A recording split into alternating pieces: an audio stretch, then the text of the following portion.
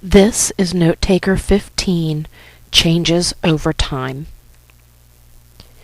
There are many theories on how life came to be on our planet. There are also many theories about how all the different life forms actually formed. Here in our science class, we're going to discuss the theory of evolution.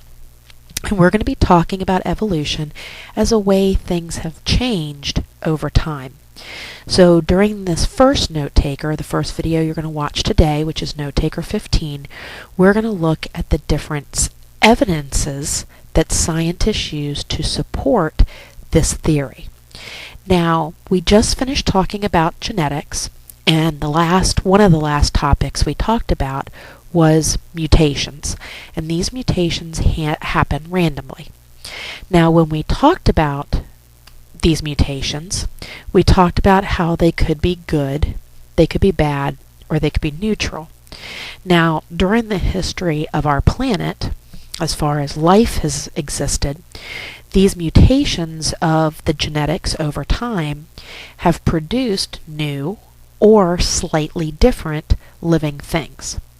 Now, if it was a bad mutation, then it caused them to not be able to be as successful surviving, so they were not able to compete with other living things, and they've died off.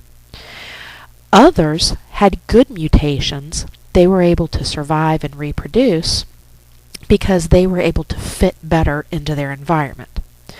So when we talk about how things have changed over time, that main reason is through genetics. And it's through those good mutations.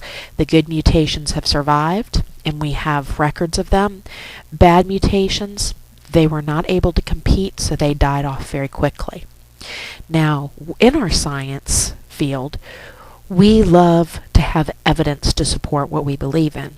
So the evidence we're going to be looking at on this note taker, we're going to be looking at fossils, radioactive dating, the law of superposition, anatomical, embryological, chemical, and molecular evidence. We're going to start off with our fossil evidence.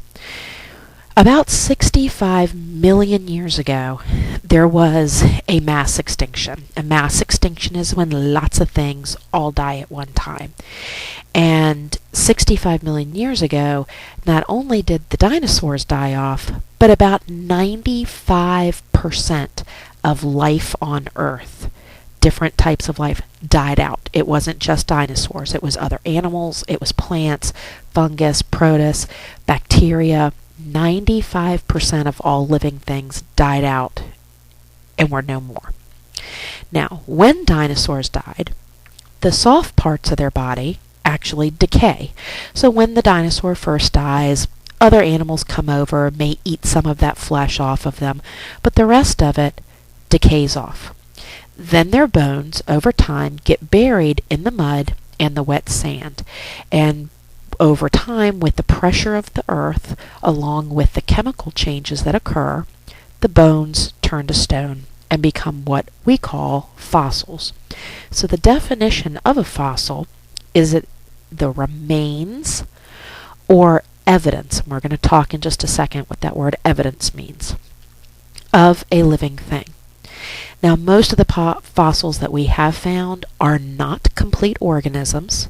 That's because a lot of times when some of the things die off, even some of the smaller things, when another animal comes over and starts eating, they may carry part of it off. So you're not always going to get a complete skeleton found as a fossil. Now, all of the fossils we've ever collected that are been documented, they can be in a museum, they can be in someone's home. These are what we call a fossil record. And this fossil record tells us a story about what life was like on Earth when these creatures lived.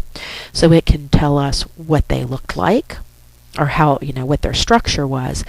They could also tell us where they lived, and sometimes by tooth structure we can even tell what they could have eaten. Now, on the last slide, I mentioned that the definition for a fossil is the remains or evidence. If you look in the bottom left-hand corner, you see what is called a cast. A cast fossil is evidence that something once lived, but there is no more of that living thing. So in that picture here, we have an impression of a prehistoric fern. So what happened was that fern leaf, when that fern died, it got trapped between the layers, and it made the imprint in the mud that eventually turned to stone. However, the plant itself decayed away. So all we're left with was the impression that it made in the stone. Footprints that we have are also evidence, but they're not actually the remains because there's no part of that animal left behind. Now, the other three types of fossils in these pictures are the remains. If you look at the top left, we have the outside shell structure of this prehistoric sea life. Up in the top right, we have probably one of the most famous fossils. This is called Archaeopteryx. This is what showed us the link between our reptiles and our birds, how dinosaurs eventually did give rise to birds. You can see the bone structure still in this, kind of still stuck in this rock, but you will also notice in the bottom left-hand corner of that top picture, you will see that there is an imprint of feathers. So even though the body was very reptilian, very lizard-like, it actually did have feathers. And we know today that through other types of evidence that reptiles and birds are actually very closely related. The bottom right-hand picture is called amber. That is tree sap that has hardened over time, and you can see inside that there's actually two things. On to the left there, it looks like there's like a little fly of some sort, and the larger insect, or it actually is not an insect, but the larger creature in there looks like a prehistoric spider. Now, when we watch Jurassic Park in class, you will see that the bottom right-hand corner fossil, the amber, is actually where they retrieved the mosquitoes that they found the dinosaur blood to clone the dinosaurs. Now, in addition to fossil evidence, so fossils tell us what used to live, but we also have a method of trying to figure out when things lived. So we use this process called radioactive dating. Now, to explain, living things, while we're alive, we soak up everyday radiation. We get radiation from the sun. Now, too much of it would be too bad for us, but all living things do this. And once we die, the radioactive element is not stable, so it needs to break down. And what it's trying to become is something that's not radioactive. So it actually decays or becomes a different element. Now, scientists can actually measure how long it takes for half of this radioactive element to become non-radioactive. And the time it takes for half of, like if I had 1 gram, the time it would take for half of the gram to become non-radioactive is a unit called half-life. So the definition of half-life is it's the time it takes for half of the element to decay and become non-radioactive. So what scientists do is once they want to try to figure out the age of something, they look at how much of the radioactive element is present, what percentage, and then they can figure out what percentage is not radioactive, and they use charts as seen on these following slides. In the diagram on the left, it shows how living things absorb cosmic radiation, and we do this in the form of carbon-14, which is a radioactive element. And then, once we die and we're under the soil, you see the wood and you see the bones underneath the soil, that carbon-14 starts to break down and becomes what is called nitrogen-14, which is not radioactive. So, if we want to know how old a fossil is, so if you look in the picture to the left, if you see the arrow on the right side of the picture, which is pointing to that bone right underneath the horse. So let's say I dug that fossil up, and I could take it to a lab, and they're going to take samples of it, and they're going to put it in a machine. And the machine is going to tell us how much carbon-14, the C14, is in this fossil. So let's look at the chart on the right. Now, we're going to pretend that the machine said that the bone has 40% carbon-14, so C14.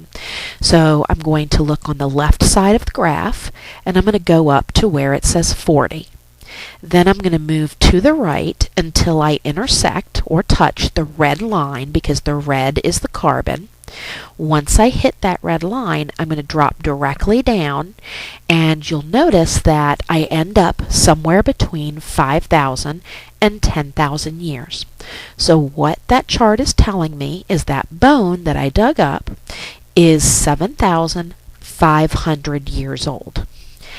Now, carbon-14 is used for things that are more recently dead, because if you look at the chart, the carbon-14, once it hits 0%, which is the bottom of the graph, we're only at about 30 to 35,000 years old. But we know that there are things that lived before that. Dinosaurs, they died out 65 million years ago. So carbon-14 is not going to help us when we're looking at dinosaur bone fossils. We have uncovered fossils that were older than 35,000 years, again the dinosaurs. So we can't use carbon-14 to date these, so we need to find radioactive elements that have a much longer half-life. If you look here on the left-hand side of this slide, the picture there, the chart there, is for uranium. Uranium has a half-life of about 713 million years. So if you look at the bottom of that chart, this chart's measured in millions of years.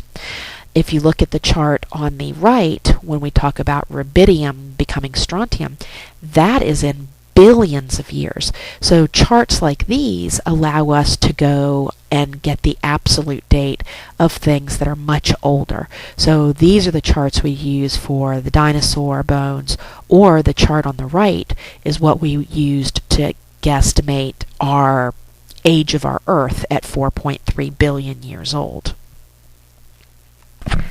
Now, in addition to getting an absolute age where we use the chart and it tells us how long ago something lived, we can also get more of a generalized, well, we think this one's older than this. So we can actually use where it's found in rock to determine how old something is. So when we found fossils, fossils are found in a type of rock called sedimentary rock.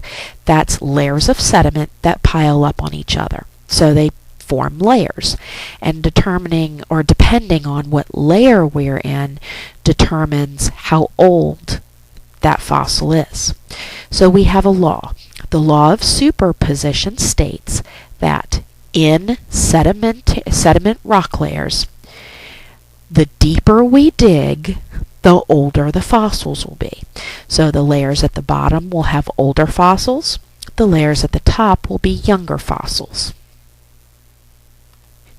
Here we see example of sedimentary rock.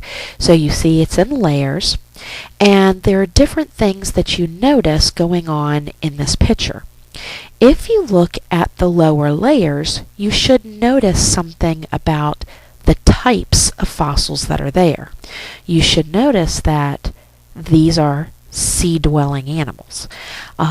At one point, the Earth looked much different than it does now, and a lot of land that is no longer covered by water was once under the ocean, and that's how we get these fossils found.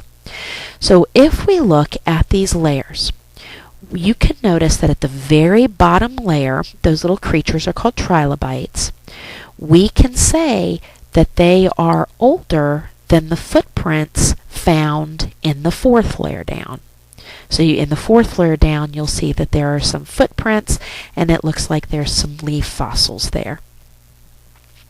Also, one thing that the sedimentary rock can tell us, not just what's older and what's younger, but it can also, if we find one type of fossil, we know that other things in that layer are about the same age. So if we go to that fourth layer down, where the footprints and the fossils with the leaves are, if I am able to uncover one of the footprint fossils, and I date that, and I find that that is 35,000 years old, then I can say with some surety that every other fossil in that layer is going to be around 35,000 years old. Now, the ones that are on top that are, first and second layer would maybe only be 20 or 10,000 years old. Our first three types of evidence that we looked at, fossils, radioactive dating, and the law of superposition, those are evidence to show what once lived and how long ago it lived, when it lived.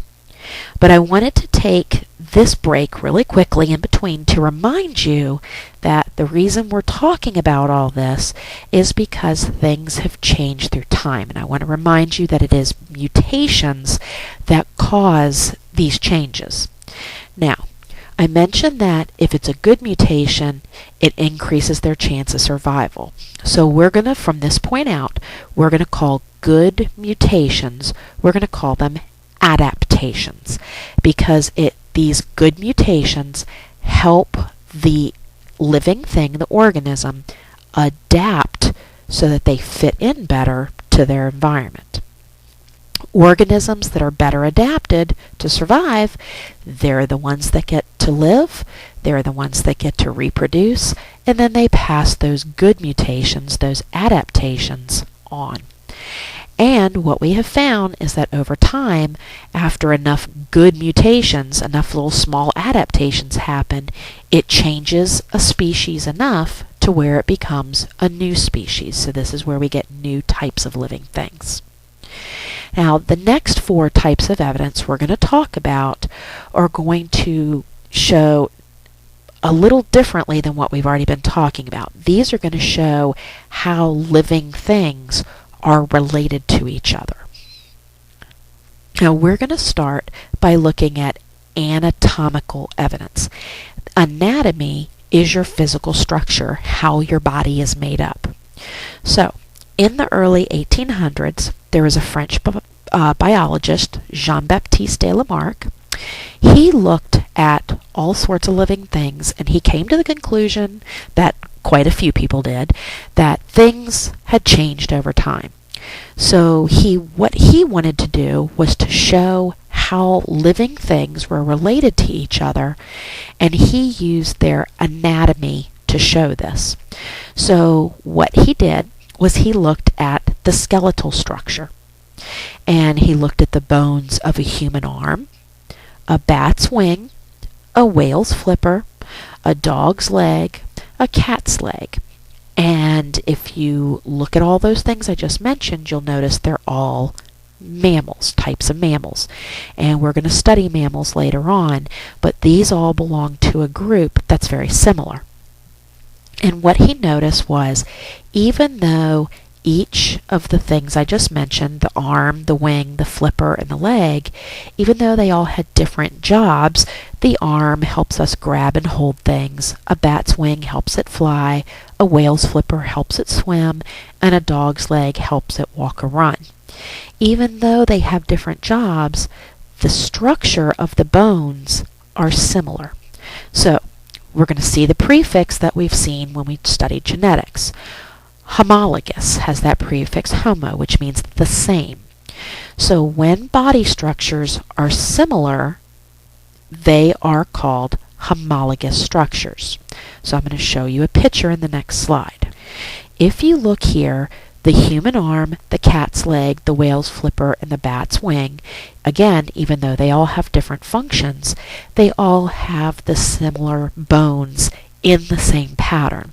Now, some of them might have a longer bone or a shorter bone, but if you look at the way they're all positioned in the structure, and they are color-coded per object here. So if we look just at the darker bones, the kind of the brown-colored bones, you'll notice that that's what is our fingers, the toes in the cat, but you'll notice that in the whale and the bat, they also have them, but they're much longer in structure. And they form almost like fingers, but they're covered by wing or covered by a flipper. So we all have the same type of bones in the same structure form. We all have what are called homologous structures, and that actually shows one way that we are related to each other as mammals. Now, if I took a fin of a shark, which is a fish, not a mammal, the bone structure that would be inside of its fin would look very different than any of these. If I took a bird's wing, a bird is not a mammal. If I took a bird's wing and showed you the bones inside, they would not be in the same structure. So what it's showing is that humans, we are more related to cats, whales, and bats than we would be to fish or birds because we have more structures in common. Another type of evidence that we use to show how closely related we are to something is looking at embryology. Embryology is the study of the developing organism. That means as the baby is starting to grow inside the egg or inside the mother, that as that little baby starts growing, it is called an embryo. So we can actually look at the embryos of different animals with backbones, and we can look at them at different stages of development, at the beginning of development, in the middle of development, and then towards the end of development. And what we've noticed is that the longer our embryos look the same as we're developing, the more related we are to the other living thing. I'll show you in the next slide what I mean by that. This picture here shows you how the baby develops inside each of these animals that are listed from the very beginning to right before they're getting ready to be born. So if we look, the top row is at the very beginning of their development. Second row is a little bit further into the development, and the third row is more towards the end of development. Now, each column, so the first column down would be a fish. So that shows the fish in its early, middle, and late development.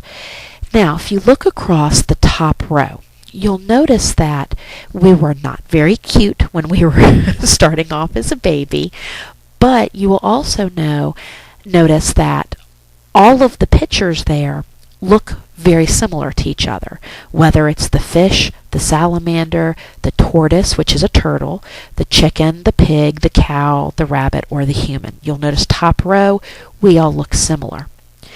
Actually, we all look similar that early on because we are all animals that have a backbone. If you take an animal that does not have a backbone, like a spider, what it looks like early on in development looks nothing like any of our top row here. So we're looking at just animals with backbones now because we're all closely or we're all related because of our backbone. But as soon as you go down to the second column, the second row down, you'll notice that two start off looking very different from the others. So the first two to start looking different are the fish and the salamander. The salamander is a type of amphibian, so it belongs in the same group with frogs. So the fish and the amphibian are going to be less related to us on the evolutionary timeline than the turtle or the chicken. The turtle represents reptiles and the chicken represents birds. So even though in that second row the turtle and bird look a little different from us, they still look a lot more like us than the fish and the salamander. So based on this, it's saying we are more related to reptiles and birds than we are to fish and amphibians. And then if you look in the last row, you'll notice that now the turtle and the bird start to look very different from the rest of us, but they still look a lot like each other. So it's showing that fish and amphibians are more related to each other. Reptiles and birds are more related to each other, which we know through fossil evidence that there are some dinosaurs that did give rise to our birds. And then if you look at the pig, the cow, the rabbit, their babies, even though the pig's face looks a little different, their babies look very similar to us in the last column. And we are more related to our cows, our pigs, and our rabbits because they are mammals like we are. The other two types of evidence that show how closely related we are to things, we have chemical similarities in DNA. The more DNA we have in common, the more related we are. And then the other is proteins. Proteins are our building blocks of our body, and scientists have shown that the more similar the structures of our proteins are, the more closely related we are to that. Now, in the next picture, I'm going to show you an example of DNA evidence. This is a quagga. This is not a mix of any animal here. This was an animal that once existed, and again, it was not a selective breeding like in class we talked about breeding a horse and a zebra and you got a zorse. That is not what the quagga is. The quagga was its own animal, not a mix of anything. But when people first found the quagga, they wondered, is it more related to horses, because it was very horse-like in structure, or because of its stripes, was it more related to our zebras? Well, what they were able to do was they took samples of DNA from the quagga, and they compared these samples of DNA to both zebras and to horses, and we did find that the quagga was actually an ancestor of zebras, not horses. So it was just kind of like a partially striped early zebra. If we also look at DNA evidence, not so much with the quagga, but if anybody is familiar with watching the Maury show, and they do the paternity tests on there to determine who is the father of the baby, what they're doing is they're checking the baby's DNA to see how similar it is to the parent's DNA. So you can know not just how different species are related to each other, but you can also tell within a species who is related to who in a family line by percent of DNA similarity. Now, what animal do you think we are more closely related to in DNA? If you guessed the great apes, like gorillas and chimpanzees, you are correct. Everything we've talked about so far on this note taker has been evidence to show us what once lived, when it lived, and how living things have been related to each other, how different groups are related. We're going to switch paths now. We're going to actually look at humans and how humans have evolved over time. Now, scientists believe that somewhere back in time, there was something called, or what we call, a missing link. Something that was very primate-like. We are primates, so are the monkeys, the apes, and this primate ancestor, which was probably very apish-like in structure, gave rise, and some of them mutated or adapted, got adaptations, and some of that group became humans, while others of that group evolved and became our apes that we have today. So science doesn't think that we came from apes, but think that there's a common ancestor, that some of them evolved to humans, Some of them evolved to apes. Now, over the millions of years that humans have evolved, the posture has very much changed. We've become taller. We've stood more upright. Our jaws have become shorter. Our teeth have become smaller. And our brain cavities in their skull have become larger. As humans have evolved, we have evolved also in intelligence. So, the oldest human-like fossil is believed to have lived about 3.5 million years ago. And this group of human-like creatures has the scientific name Australopithecus afarensis. Now, the skeleton we found, or scientists found, they more lovingly named her Lucy because they did find that it was a female of the species based on the shapes of the bones that they found. Now, Australopithecus maybe stood tops 4 feet and was very hunched over and would probably have been very ape-like in appearance. If we fast forward how humans have evolved, more recent species from about 1.6 to about 500,000 years ago, we would have had a group living called Homo erectus. Homo means man when it's just a word off by itself, when we use it in a scientific name. And erectus means upright. So Homo erectus is upright human or upright man. And Homo erectus had thicker bones than modern day humans. They did have a bigger sloped forehead, a very large jaw with very large teeth, because back then they would not have had forks and knives to cut, so they had to be able to rip and tear large pieces of meat apart. And scientists have found evidence of fire and primitive tools where these fossils of these Homo erectus have been found. Now, let me explain tools to you, your primitive tools. It would have been a sharpened stick to use as a weapon, or maybe a rock that they chipped a side off of to use it to make it so it could cut. We're not talking power drills. We're not talking about anything fancy here as far as tools go.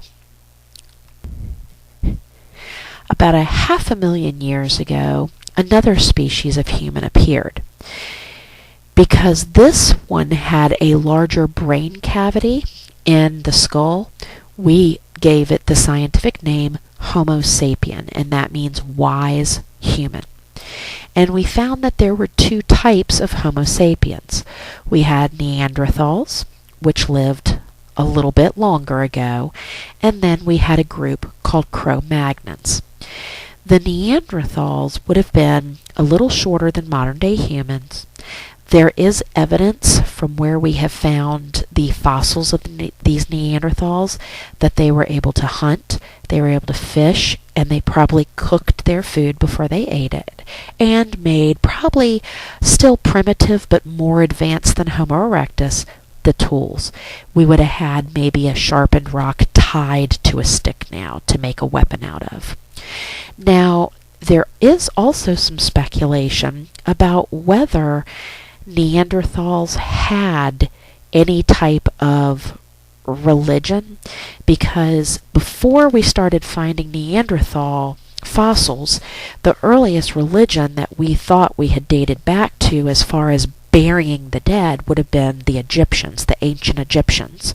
But they found that Neanderthals also buried their dead with tools and animal bones.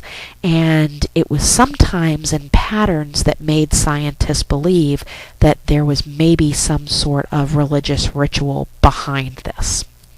But since none of us lived back then, this is only speculation. And then about 40,000 years ago, the Cro-Magnons appeared. The Cro-Magnons had a much larger brain cavity, much more intelligent. They were believed to have worked together to make more advanced tools. They built shelters to live in. They were able to hunt. And scientists believe they were probably the first to actually have a language. Now, the language would not have been like us talking to each other, but would have been a series of grunts and groans and hand gestures that they would have understood. Now, our Cro-Magnons are what evolved into us. We are Homo sapiens, and they do think that we evolved from the Cro-Magnon group. Now, these pictures are a little misleading because they are very upright. Homo erectus would have been this upright, but Australopithecus probably walked a little more hunched over. But this is to show you the difference in the appearance of them. Australopithecus would have been 4 feet tall, or around 4 feet tall, very hairy, more ape-like face. Homo erectus would have looked a little more like a modern-day human, but still very hairy, definitely taller, and walked upright. And then here we have examples of the skull of our Neanderthal versus the modern man. Modern man, we would have evolved from the Cro-Magnons. But if you look at the size, the side view of the skull, if you look at the back portion of the skull, you'll notice that the modern man has a much larger back portion to the skull. That is the brain cavity, which meant that we had the capacity for a larger brain, more intelligence. You'll also notice that in the two pictures that the modern day man, the forehead is not as slanted, our jaw is not as large, being able to make tools that we were able to cut food into smaller portions. We did not have the need for the gigantic jaw with the big teeth inside of it. And the last picture here in the video is a famous picture that people have seen over and over and over again. They've duplicated many times. But at first, this is what people thought scientists believed. The public thought that scientists were trying to say that we came from the apes. So you see here in the picture that it starts with a chimpanzee, and then the chimpanzee slowly changes over time into the modern day human. However, this is not what science believes. Science believes that there is a common ancestor that should be right in the middle. And then from that common ancestor, you will have it changing to the chimpanzee moving towards the left, and then you will have it changing to the human walking towards the right. So this picture is a common misconception of how humans view, or how the public views, what science believes. Please do not forget to complete the 3-question assessment following the video.